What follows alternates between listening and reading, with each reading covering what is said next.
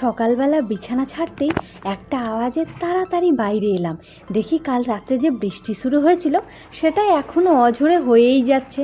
কুম্ভকর্ণের মতো ঘুমের কারণে আমি রাত্রের বৃষ্টির কথা ভুলেই গেছিলাম। যাই হোক, দেখুন কাপড় শুকানোর তারটার ওপর বৃষ্টির জল জমে টোপ ধরেছে।